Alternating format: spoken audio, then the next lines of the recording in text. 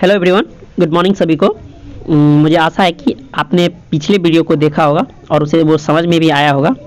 मैं अब next video देखता हूँ, जो कि मैंने एक पार्ट छोड़ दिया था, मैं उसे आप पूरा करूँगा। ठीक है, जैसा कि आप लोग जानते हैं मैं बायोटेक्नोलॉजी का कुछ वीडियो डाला था, बट वो कुछ वीडियो कुछ कारण से मैं बीच में नहीं डाल रहा था, बट आप कंटिन्यू कर रहा हूँ, उस चैप्टर को मैं पूरा करूँगा। ठीक है, और अगले जो वीडियो आएंगे नेक्स्ट वीडियो यानी कल, वो आएंगे वो एक्सक्रीटरी सिस्टम से रिलेटेड। ठीक है, अभी मैं आपको यहाँ पे इस चैप्टर के बारे में थोड़ा सा बताता हूँ, क्योंकि यहाँ पे अभी हमको किसके बारे में पढ़ना है, न्यूक्लियस के बारे में पढ़ना है। बायोटेक्नोलॉजी में आपको न्यूक्लियस के बारे में जानना बहुत जरूरी है, क्योंकि यदि हमको न्यूक्लियस के बारे में पता नहीं होगा तो फिर हम नेक्स्ट अगले लेक्चर क्योंकि इसलिए हमको न्यूक्लियस के बारे में बताना पड़ रहा है, क्योंकि अगले लेक्चर में न्यूक्लियस से रिलेटेड ही सारी चीज़ हमको बताना है।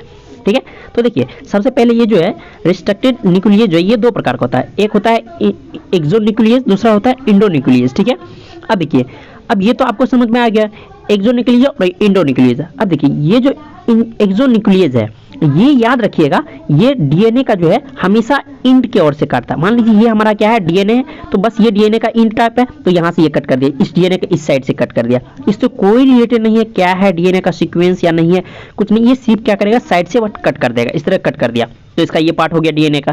ठीक है, बट इसके अदर हैंड अगर यदि इंडोन्यूक्लियस के पास ये पूरे डिफरेंटली है, जस्ट मान लीजिए जैसे कोई होता है ना एक स्पेसिफिक आदमी, मान लीजिए कोई रॉयल आदमी, वो हो गया ये कुछ किसी के अनुसार नहीं चलता है, इसका जब अपना मन किया तभी करेगा। और ये क्या करता है, मान लीजिए हमारा डीएनए है, ये क्या करेगा, पुलिस इंस्पेक्टर की तरह यहाँ घूमेगा, और जैसे ही इसको यहाँ एक सीक्वेंस कहीं भी दिख गया, वो सीक्वेंस का नाम क्या होता है, पैलिड्रोमिक सीक्वेंस। और ये पैलिड्रोमिक सीक्वेंस जैसे ही मिल गया, वो क्या करेगा, उस डीएनए को वहाँ पे क्या करेगा, कट कर देगा।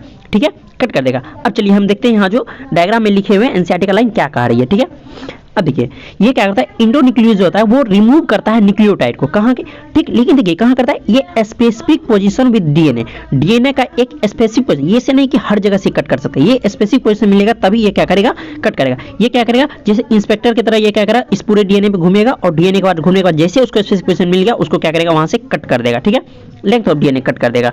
अब देखिए जैसे ये कट कर दिया, अब वो लेंथ ऑफ डीएनए जो है, ठीक है, एक मिनट थोड़ा सा, हाँ, तो देखिए लेंथ ऑफ डीएनए जैसे सीक्वेंस जो कट कर दिया, अब वो सीक्वेंस जो मिला उसको, उस सीक्वेंस को नाम क्या कहते हैं, हम पैलिड्रोमिक सीक्वेंस कहा जाता है। ठीक है, इसको अच्छी तरीके से याद रखिएगा, पैलिड्रोमिक सीक्वेंस। और हमारे एनसीईआरटी में एक दिया हुआ है GAATTC, इस पैलिड्रोमिक सीक्वेंस से आप इसको इधर से फिर लिखिए GTTAAG। ठीक है, ये जो सीक्वेंस है, ये सीक्वेंस आप देखिए पूरी तरीका से जैसे इधर से जो पढ़िएगा उस सेम इसी साइड से वही पढ़िएगा, कोई चेंज नहीं होगा आपको यहाँ पे। ठीक है, आशा है कि मुझे ये समझ में आएगा। उसके बाद जब ये सीक्वेंस मिल गया इसको, और इस तरह बहुत सारे अदर सीक्वेंस है, जैसे ये सीक्वेंस मिल गया तो वो डीएनए को क्या करेगा, ये न्यूक्लियस वहाँ पे अपना काम कर देगा और कट कर देगा उस स्पेसिफिक पोजीशन पे, और जिससे हमारा क्या करेगा, उसका न्यूक्लियस जो है यानी हमारा डीएनए है, उसके फॉस्फेट बॉन्ड को क्या करेगा, शुगर फॉस्फेट बॉन्ड को तोड़ देगा, और इस तरह हमें जो रिक्वायर्ड डीएनए चाहिए था, जो एंजाइम जो चाहिए, तो वो हमें मिल जाएगा। थैंक यू, मुझे आशा है कि आपको समझ में आया होगा।